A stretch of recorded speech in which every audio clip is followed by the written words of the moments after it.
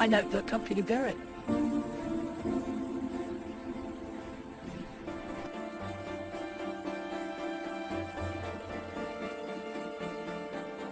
This lamp is a fine example of an early 20th century craftsmanship, likely from the Tiffany studios. Let's be honest, we all have that secret daydream, don't we?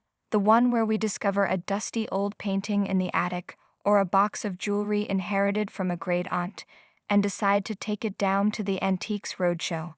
We watch the show, sharing that little thrill as the expert turns the item over in their hands, their eyes narrow, and they prepare to deliver the news.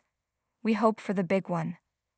Most of the time, it's a lovely piece of pottery worth a few £100, or a print that's sadly a copy. But sometimes, just sometimes, something happens that stops the entire show in its tracks.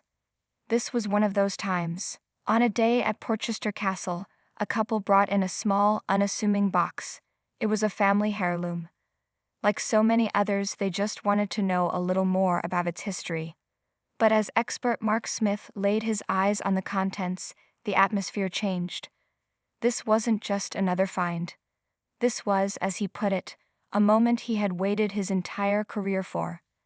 "This is a unique moment on the Antiques Roadshow," Mark said, his voice filled with a reverence that immediately silenced the buzzing crowd. "In all the years I've been on the roadshow, we have never had a Victoria Cross. A Victoria Cross, the highest, most prestigious award for gallantry this country has. An award forged from the bronze of captured cannons, an honor bestowed only for the most extreme acts of bravery in the face of the enemy." Mark, clearly moved, looked at the couple. Who was this man? A grandfather's fading memory.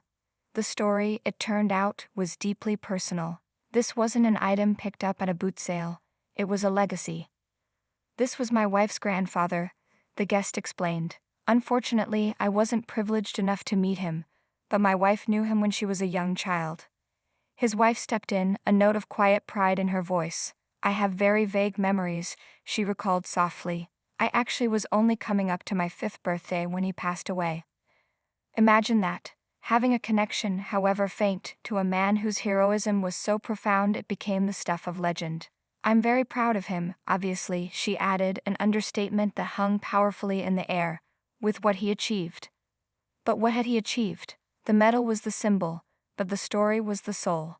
Mark Smith held the citation, the official record of the day that set Sergeant James Ockenden apart. As he began to read, the story that unfolded was nothing short of breathtaking.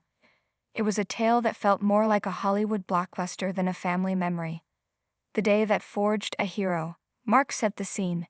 In the attack on the morning of October 4, 1917, east of Langemarck. This was the Battle of Passchendaele. A name that, even a century later, evokes images of unimaginable horror, mud, and sacrifice. Sergeant Ockenden was acting company sergeant major, and his platoon was in desperate trouble. Noticing the right platoon held up by an enemy machine gun which was causing many casualties, Mark read, his voice steady. "This is the moment. The crossroads where ordinary men are forced to make extraordinary choices. The platoon is pinned. Men are falling. The air is full of bullets." What did Sergeant Ockenden do? He, with absolute disregard for his personal safety, immediately rushed the gun. Let that sink in. He didn't wait for orders, he didn't wait for backup. He saw his men being slaughtered, and he ran at the machine gun, alone. The citation continues, cold and factual, yet describing pure chaos. Killed 2 of the gunners and followed and killed the 3rd, who was making his escape across no man's land. He had silenced the gun. But he wasn't done. He then led a party to attack a trench. As they advanced, they were heavily fired on. Again the attack faltered, and again Sergeant Ockenden took control. Sergeant Ockenden dashed ahead, Mark read, and called upon the garrison to surrender.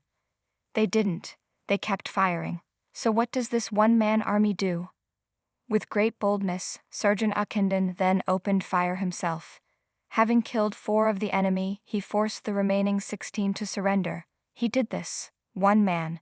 He rushed a machine gun, then turned around and single-handedly captured a trench of 16 soldiers. The citation concludes simply, "During the remainder of the day, Sergeant Ockenden displayed the greatest gallantry." The deed, not the medal.